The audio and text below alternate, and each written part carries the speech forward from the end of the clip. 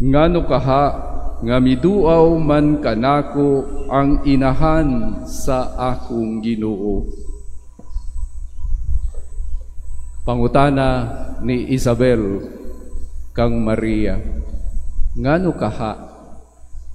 Wala isaysay ni San Lucas sa at Ebanghelyo nga atong nadungog kung unsay rason, basta nagdali-dali na lang si Maria pag adto para mo bisita, nalay sa ka-word aron mangumusta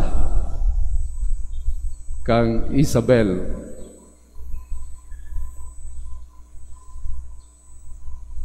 Pwede nato masabot, di na nato mapangutana si Maria, no? Pero klaro nga sa gibati ni Isabel sa pagkakita ug pagkadungog sa pangumusta ni Maria nga nalipay siya ug nalipay usab, milukso ang anaa sa iyang tiyan sa kalipay nga si Juan, nga pagpaambit sa maong kalipay ang usa sa mga tuyo ni Maria sa grasya nga nahitabo sa iyang kinabuhi, nga siya gipili nga mamahimong inahan. Mo na nga miingon dayon si Isabel, bulahan ka sa tanang mga babayi, bulahan ka nga mituo nga mahitabo kanimo ang gipadayag sa anghel. Wala na sayod si Isabel nga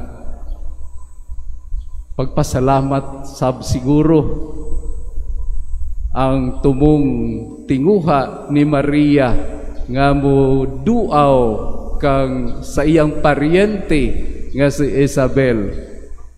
Ang atong Ebanghelyo gahapon, kung nakadumdum pa mo, sa dihang gibalita, gipahibalo sa anghel ang plano sa Dios nga siya mahimong inahan, magmabdos. Pangutana ni Maria, unsaon man ipagkahitabo, ulay ako. Nga sa una, pag dili pa kasal, walay pagbuntis. Di pareha karon.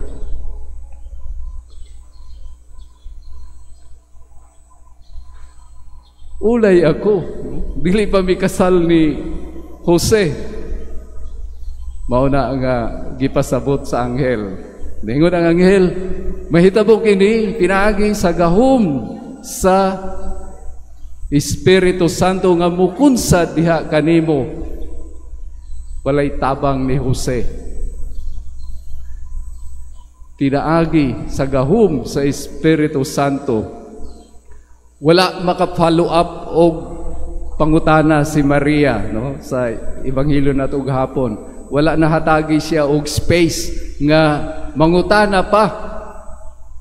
Ni diretso ang anghel pag-ingon, hinumdumi ang imong paryente nga si Isabel, nga giingon nga dili na manganak ay baog og tigulang na. Grabe ning anghel ka, di ba giingon niya, tigulang na, gibutangan pag yun niya kaayo, baog pa, tigulang ya, tigulang na kaayo. Grabe, no? Grabe na yun ka-imposible.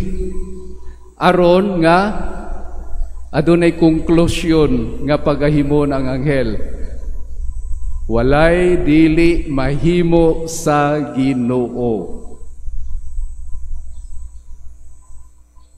Wala na ka follow up o pangutana si Maria. Unsay sunod nga mga pulong ni Maria? Sulugoon ako sa Ginoo, matuman unta dinhi kanako ang imong mga gipamulong. Siguro puno dili lang sa kalipay nga ipaambit niya kang Elizabeth ang nahitabo nga siya gipili nga mahimong inahan. Sigurado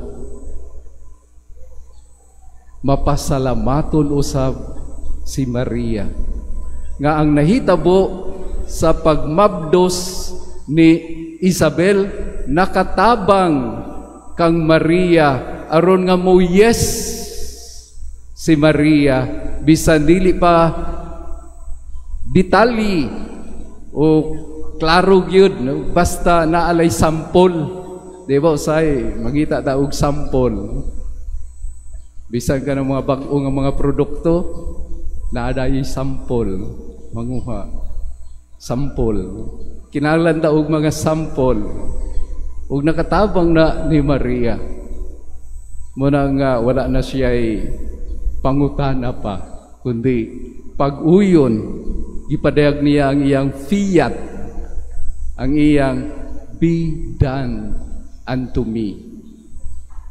Kinsa bay dili malipay nga adunay gihatag nga ihemplo nga dili imposible o walay dili mahimo sa Ginoo. Muna nga dali-dali nga mi lakaw si Maria ngadto sa balay ni Zacarias ug Isabel aron sa pagpaambit sa maong kalipay ug sa pagpasalamat. Hinawton ta nga niining mga panahuna sa atong pagpangandam aron mahimong makahuluganon ang atong pagsaulog sa Pasko sa pagkatao. Usa sa mga pangutana siguro nga angay natong pangutan-on ang atong tagsa-tagsa kagalingon sa unsang paagi kaha ang atong kinabuhi o ang mga panghitabo sa atong kinabuhi pwede magamit sa anghel nga sampol nga walay dili mahimo sa Dios. Tungod kay adunay mga tao nga nahimong instrumento. Di ba pananglita natay grabe kabugat nga mga problema. Dili lang pinansyal ha. Dagay mga problema. Midangup ta sa mahal nga berhen sa regla para mangayo og tabang, mangayo og kung unsay atong mga gipanginahanglan.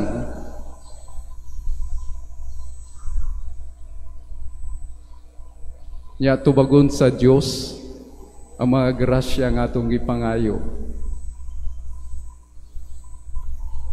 Usahay sa pamaagi nga adunay mga tao nga mahimong instrumento nga ipadala sa Dios nga sila ang mahimong mga kamot sa Ginoo diha sa pagtabang. Basin nangayo mo og financial nga tabang sa Birhen de Regla, nya pagawas niyo makakita nagkita mo sa inyong silingan nga midaog og luto. Share o nakabunos o dako-dako niya sa kinasingkasing nga pagpasalamat sa mga grasya mi tabang, diba? Nahimo siyang sample nga ikaw sad nga nakadawat og grasya mahimo unta sa kaog grasya no? Sa uban no? Dili nimo butangan og for personal use only kanang makasarili kay basi di na mo kausab kay mo nga nang Ginoo lugi ko ninyo. Ang akong grasya kinahanglan murag network ba madaghan ang mabulahan dili ra ikaw no? Di ba si Maria nabulahan nga gipili kita nga mituo kang Maria nabulahan usab sa dala nga grasya. Si Isabel nabulahan, nalipay.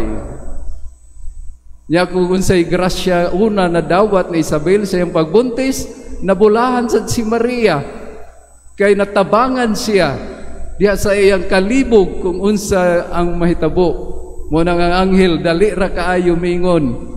Hinumdumi Maria, remember, sa Isabel, di lang baog, di lang tigulang na kaayo para lang mabutang sa konklusyon, walay dili mahimo sa Dios. Di ba, nindot pamalandungan nga ikaw nahimong sampol sa kaayo sa Ginoo para ang atong mga kaigsuonan nga adunay mga giagihan nga mga problema matabangan, malig-on kay moingon ang Ginoo. Di ba si Kuan inana sad ang pinagiagihan pero karon nagmalaho tayo na nahimo sa matag tubag sa Ginoo sa atong mga panalangin sa mga grasya nga atong nadawat.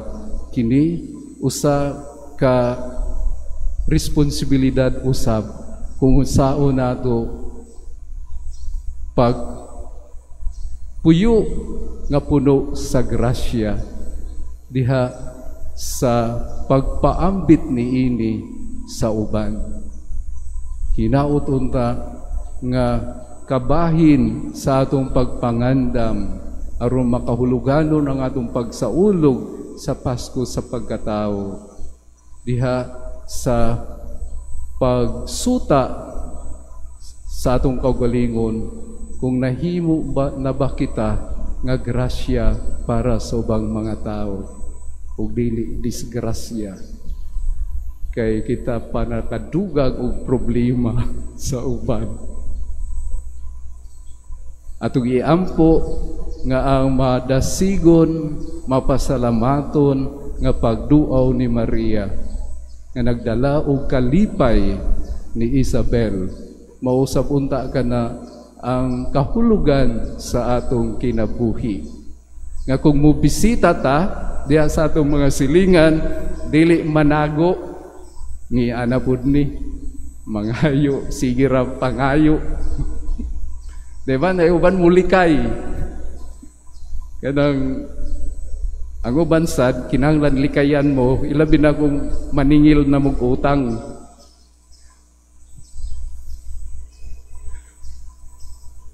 Ang atong mga grasya ng atong nadawat dili lang unta na para sa kaugalingon nga pagtubag sa atong mga panginahanglan, kundi to empower us to become blessings also for others. Para dili logi ang Ginoo nga ang iyang grasya dito ra gyud sa imo, wala na maka spread, no? Kay pagabot sa langit o sa langit sa ganghaan, basi pangutanon mo, mikita ba ang Ginoo sa mga gasa nga iyang gidawat? Mayon, Ginoo, ako ra gyud gitaguan.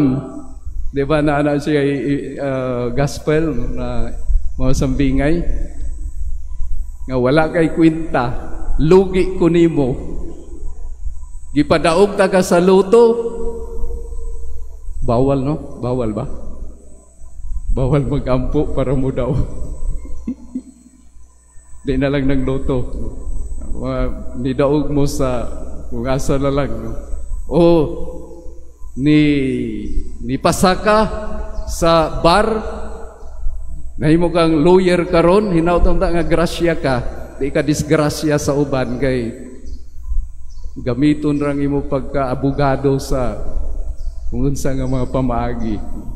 Kanang nahumanta, successful ta sa ato mga paningkamot, grasya, kinahanglan mapaambit sa uban para dili logi ang Ginoo.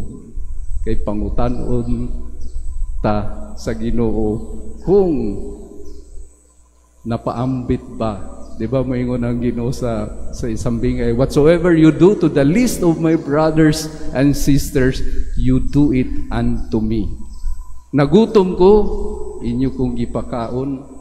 Nya mangutana, Ginoo, kanus amang kanamo nakita nga nagutom, kanus amang kanamo nakita nga nagkinahanglan.